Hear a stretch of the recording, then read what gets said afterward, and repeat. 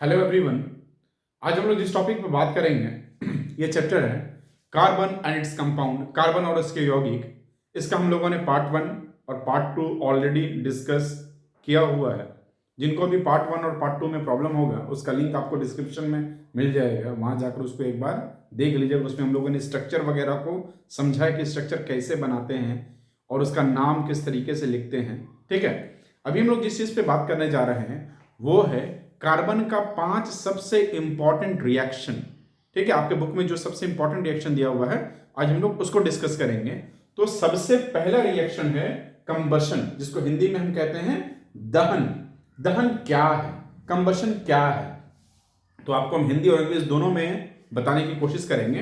Combustion का मतलब होता है burning of any substance in the presence of oxygen. तो यहां पर कार्बन है तो हम इसको कहेंगे burning of carbon in the presence of oxygen is known as combustion. Hindi में कार्बन का वायु की उपस्थिति में जलना दहन कहलाता है। तो इसमें आप एग्जांपल दे दोगे C+O2, यहां पे CO2 बनेगा और हीट निकलेगा, यानी हीट बाहर निकलेगा, उष्मा बाहर निकलेगी। तो ये आपका जो रिएक्शन है ये क्या है, कंबशन का, दहन का रिएक्शन है ये। ठीक है, आगे बढ़ते हैं। इसके बाद है एडिशन रिएक्शन, जिसको हम हाइड्रोजनेशन रिएक्शन भी कहते हैं। एडिशन को हिंदी में कहते हैं संयोजन और हाइड्रोजनेशन को कहते हैं हाइड्रोजनीकरण। ठीक है, ये रिएक्शन बहुत इंपॉर्टेंट है। इसका इंडस्ट्रियल यूज भी है, आपको इसका एक क्वेश्चन भी मिलेगा, what is the industrial use of hydrogenation reaction. तो पहले इस बात को आइए समझते हैं। कार्बन में दो टाइप के आपको देखने हैं। एक होता है सैचुरेटेड, जिसको हम हिंदी में कहते हैं संतृप्त, और एक होता है अनसैचुरेटेड, इसको हम कहते हैं असंतृप्त। कार्बन में हम लोगों ने पढ़ा था अल्केन, अल्कीन, अल्काइन को। तो संतृप्त जिसमें कि सिर्फ सिंगल बॉन्ड है, उसमें अलग से और हम हाइड्रोजन वगैरह नहीं लगा सकते हैं, उसको हम कहते हैं संतृप्त। तो इसमें आएगा सिर्फ अल्केन, क्योंकि ये सिंगल बॉन्ड एलिमेंट है। और असंतृप्त में यानी जिसमें डबल बॉन्ड में, यानी जिसमें हम हाइड्रोजन कहीं भी ऐड कर सकते हैं और उसके बाद में, तो इसमें दो आएगा। इसमें आएगा अल्कीन और अल्काइन, ये दोनों चीज जो आएगा ये आपका अनसैचुरेटेड में आएगा, असंतृप्त में आएगा। ठीक है, तो हाइड्रोजनेशन रिएक्शन में, एडिशन रिएक्शन में क्या है, हम हाइड्रोजन ऐड करके असंतृप्त हाइड्रोकार्बन से, यानी अनसैचुरेटेड हाइड्रोकार्बन से हम सैचुरेटेड हाइड्रोकार्बन बनाते हैं।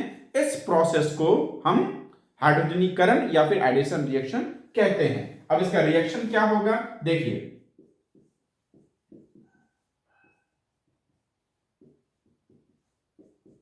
ये N की जगह आप R भी ले सकते हैं, आपके बुक में R है। R मतलब हुआ रेडिकल।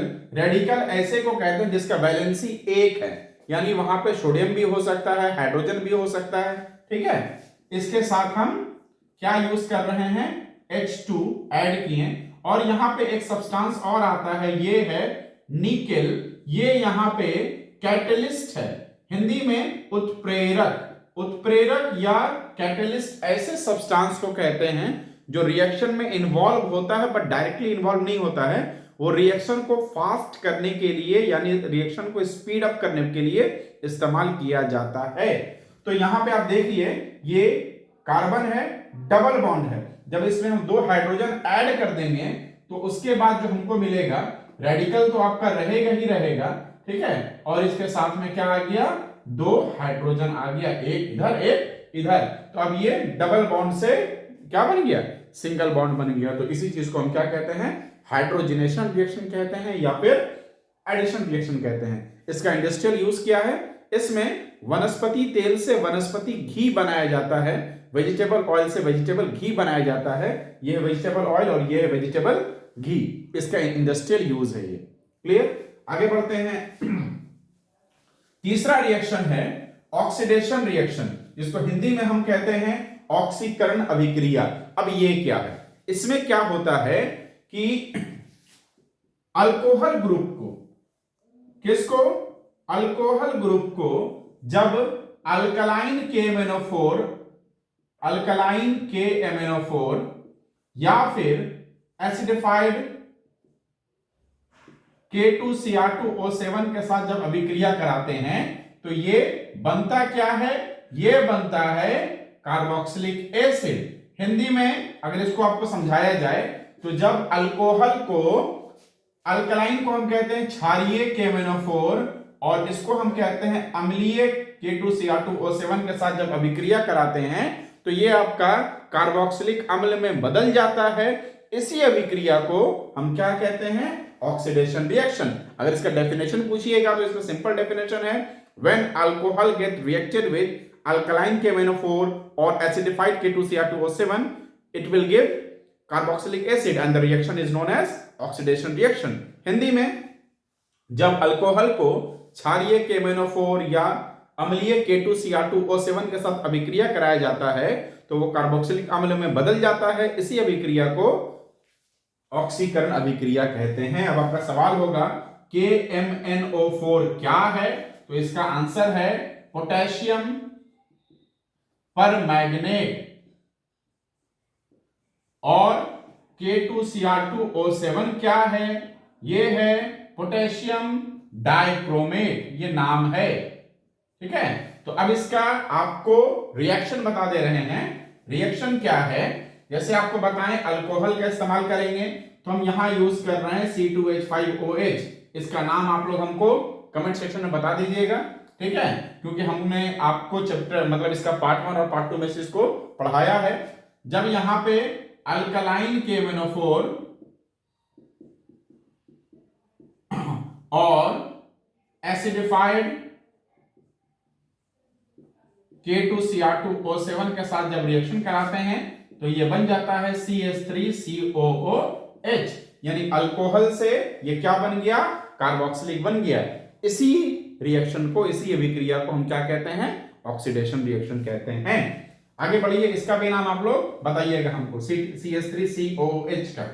आगे बढ़िए, अगला रिएक्शन है स्टिरीकरण, स्टेरिफिकेशन।